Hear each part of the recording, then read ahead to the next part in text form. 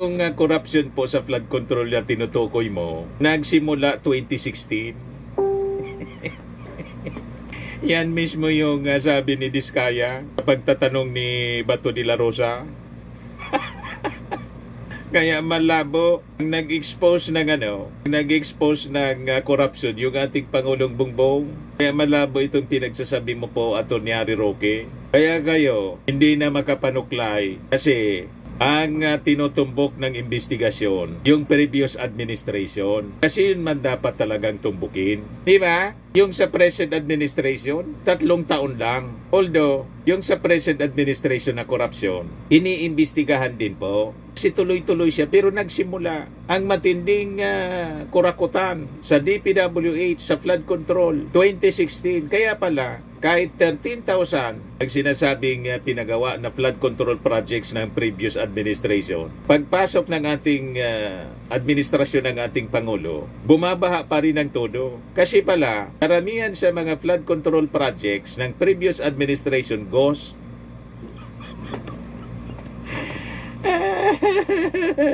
Sabit yung mga kaalyado ninyong senador, si Jinggoy, si Joel Villanueva, na-recommend na nga po ng ICI, nakasuhan sa ombudsman. Huwag kami, Atty. Harry Roque, ayusin mo muna yung sarili mo. Kahit kasi yung panuklay mo, hindi mo na magawa.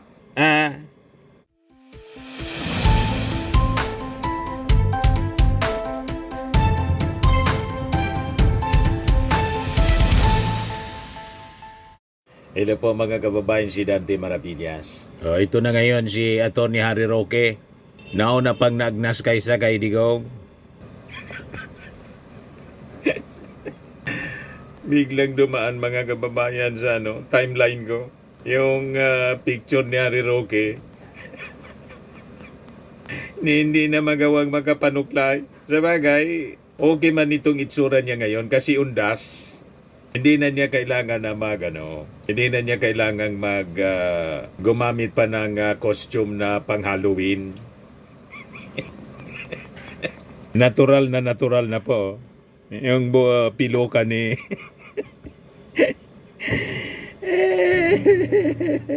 hindi na magawa na maayos ni Harry Roque yung kanyang sarili sa kaka-defend kay Digong.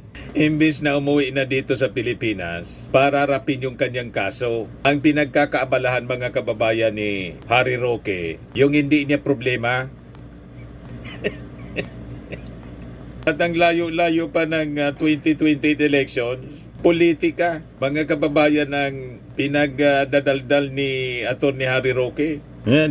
Binanata na naman yung ating Pangulo, palpak daw yung ASEAN Summit ng ating Pangulo. Sumali sa mga pagtitipon, sumali na po kayo. Kasi ngayon, hindi pinapansin ng Pilipinas, pinagtatawanan pa tayo dahil nga doon sa korupsyon sa ating bayan. Pinakamalala na po ang korupsyon sa atin, hindi lang sa Southeast Asia, kundi siguro sa buong daigdig na. Nakakahiya na po ang Pilipinas sa ilalim ng Marcos Jr. Yan po ang katotohanan. Yung corruption po sa flood control na tinutukoy mo, nagsimula 2016. Yan mismo yung sabi ni Diskaya sa pagtatanong ni Bato de la Rosa. Kaya malabo nag-expose ng corruption yung ating Pangulong Bongbong. Kaya malabo itong pinagsasabi mo po, Atty. Harry Roque. Kaya kayo hindi na makapanuklay kasi ang tinutumbok ng investigasyon, yung previous administration. Kasi yun man dapat talagang tumbukin. Di ba? Yung sa present administration, 3 taon lang. Although, yung sa present administration na korupsyon, iniimbestigahan din po. Kasi tuloy-tuloy siya, pero nagsimula ang matinding kurakutan sa DPWH, sa flood control, 2016. Kaya pala, kahit 13,000 ang sinasabing pinagawa na flood control projects ng previous administration, pagpasok ng ating administrasyon ng ating Pangulo, bumabaha pa rin ang todo. Kasi pala, karamihan sa mga flood control projects ng previous administration ghost.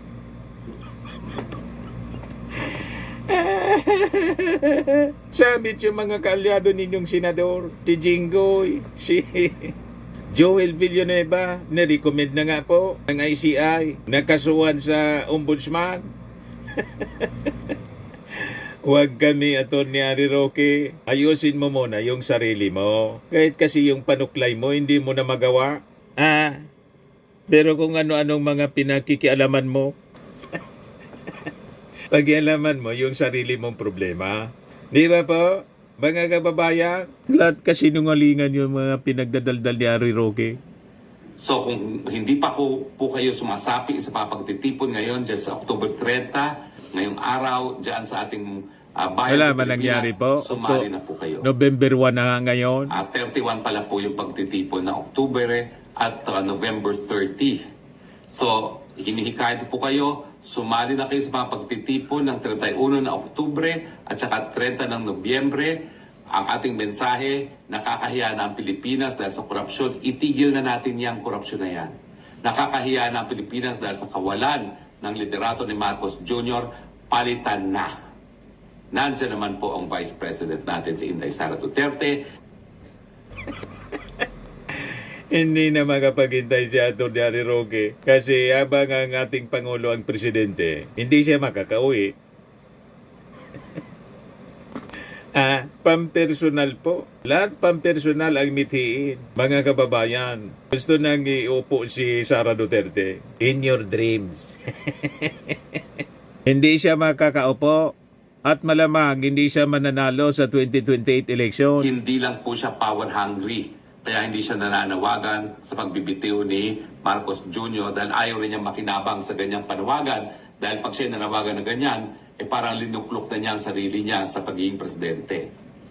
Ano nga hindi power hungry? Malinaw po ang mga galawan ni Sara. Noong September 21 nga, ang akala siguro niya makakaupo siya.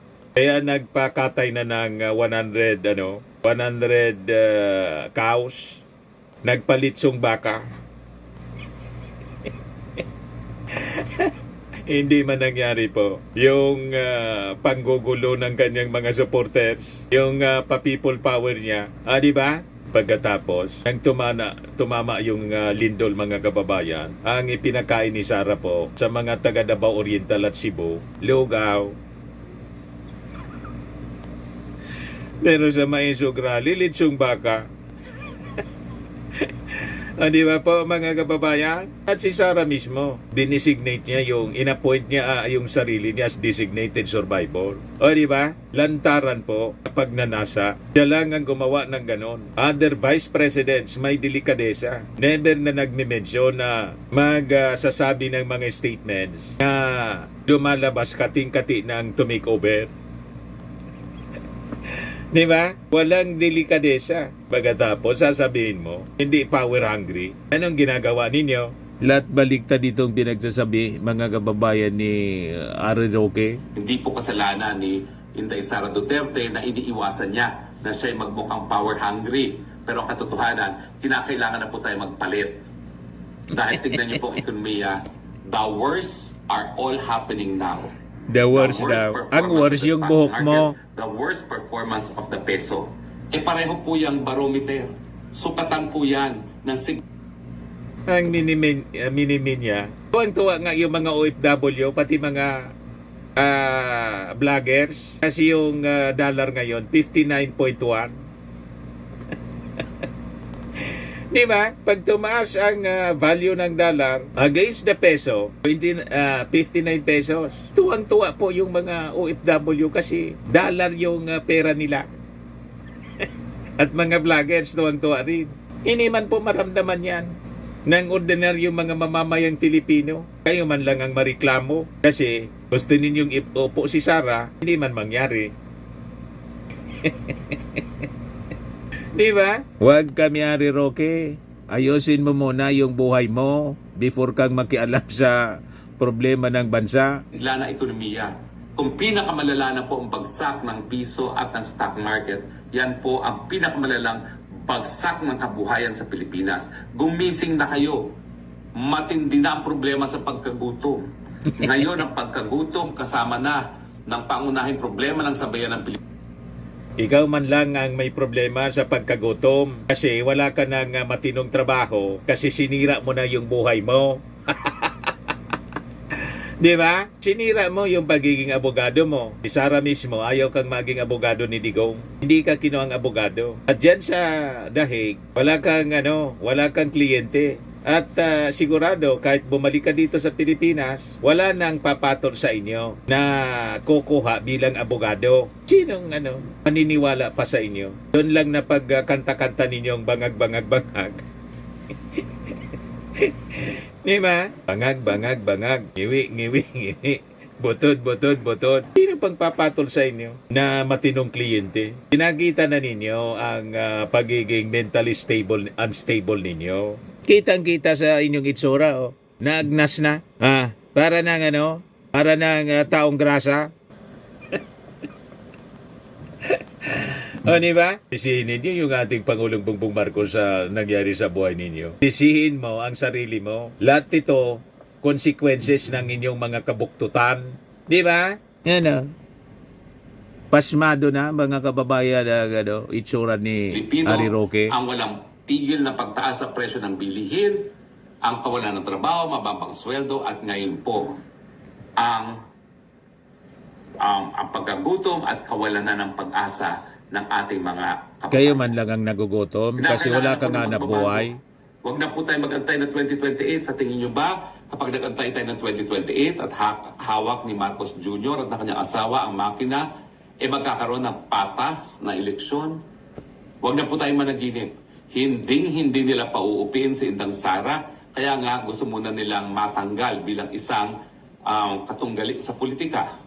Pero dahil hindi nga po sila nagtatagumpay sa ngayon, ang next plan ay wag siyang panalunin sa eleksyon in 2028 by hook or by crook. Minamindset na niya. Mga kababayan na pag natalo si Sara sa eleksyon, dinaya sila. Si Sara matatalo sa eleksyon dahil sa pag-ugali niya. Di ba? At wala man siyang achievement, wala siyang performance. Lahat lang ginagawa niya gala, tree planting. Yun lang naman ang pinagagawa niya. Anong achievement ang pwedeng ipagmalaki ni Sara Duterte? Kung hindi yung mga maisog rally lang niya. Travel ng travel. Wala mang balik para sa ating bansa. Sinong matinong Filipinong boboto kay Sara Duterte na siya, mga kababayan, worst vice president ever na umupo sa Pilipinas? Huwag kami, Harry Roque. Minamindset mo yung mga tao, binibrainwash mo, pinapaniwala mo na pag natalo si Sara, dinaya. Matatalo si Sara kasi nagising yung ating mga mamamayang Filipino. Si Sara pala, inutil na vice-presidente. Hindi pwedeng maging presidente dahil sa kanyang mental health. Nakita ninyo, saan ka nakakitang vice-presidente? Pagbantaang, papatayin yung presidente. Ni-imagine yung ulo ng ating presidente, tanggalin, pugutan. Nakakita kayong ganong matinong leader? Di ba wala? Siya lang ang ganon. At proud yung mga DDS sa kanilang leader na ganon. May mental problem. Tama si Trillanes. May saltikan niya. O di ba?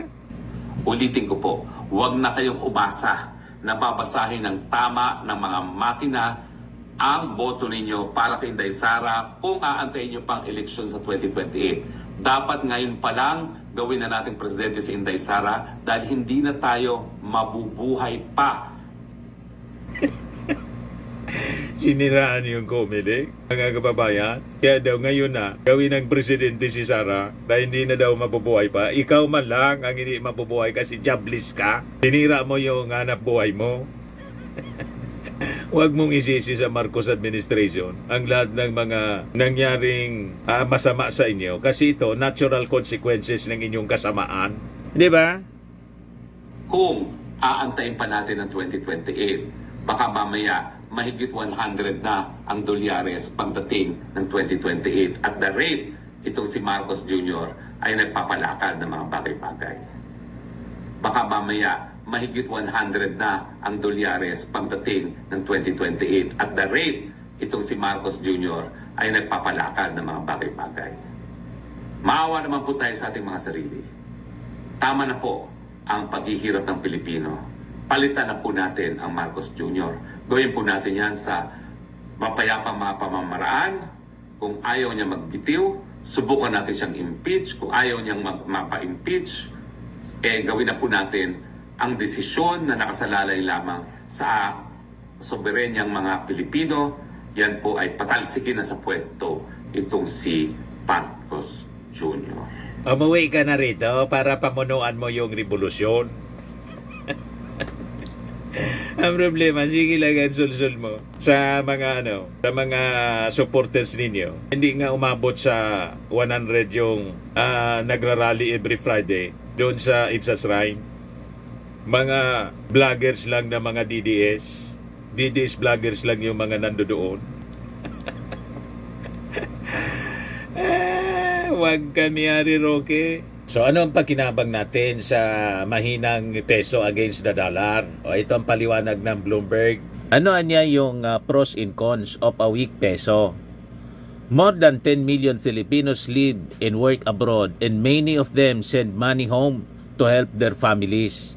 These remittance flows reached a record 34.5 billion US dollars last year. Sabi ng Bloomberg, a weaker peso makes the remittances more valuable, increasing the purchasing power of this money in the Philippines. This could spur household spending, which would benefit consumer-centric companies. Household consumption accounts for around 2/3 of the nation's gross domestic product. The currency depreciation could also strengthen the usual seasonal uptick in remittances in the fourth quarter ahead of Christmas and New Year holidays. Kaya tuwang-tuwa yung mga OFWs kasi yung remittance nila, yung value ng peso, 59.1 against the dollar. So padala silang mga kababayan para may panggastos yung pamilya. At yung mga vloggers masaya kasi mataas yung value ng US dollar sa peso. O diba? Mas mataas ang value. O di wow. Kaya may pros and cons po. Ang pinipinta mga kababayan, isipan natin ni Harry Roque, parang dilubyo na. Para lang siraan yung ating Pangulo, yung Marcos administration. Huwag ka ni Harry Roque, hindi ka man ekonomista, para maniwala kami sa kwento mo. Paniwalaan namin itong mga economists from Bloomberg. Ano pa? A weaker peso would also make it cheaper and more appealing for overseas businesses to outsource jobs to the Philippines, providing a favorable backdrop for firms to boost hiring or raise salaries, which could in turn support consumption. The Philippines is one of the world's largest hubs for business process outsourcing, employing nearly 2 million people in the industry. A weaker currency also makes a country's goods more affordable for foreign buyers. The peso depreciation could therefore boost the international competitiveness of Philippine manufacturers, potentially leading to an increase in export volumes and revenues. That in turn may help to shrink the national trade deficit, which currently averages around 3 billion US dollars to 4 billion US dollars a month. On the flip side, a weak peso makes imports more expensive, curbing demand for foreign products while adding to inflationary pressures. So, ang gagawin mo lang, huwag ka na munang bibili ng mga imported products, imported goods, kasi mas expensive siya. Buy Filipino tayo. Nakatulong pa tayo sa economy ng ating mga kababayan, negosyo ng ating mga kababayan. Buy Filipino muna tayo. O diba? Kaya huwag kayong nagpapaniwala sa tulad ni Harry Roque na wasak na po yung pagkatao. Ang nagwasak ng kanyang pagkatao at isip niya, siya man lang mismo dahil sa kanyang kabuktutan. Dati to, dahil sa masama niyang gawain, walang tigil na paninira, kaya ayon, bumalik sa kanyang katawan. Di ba po?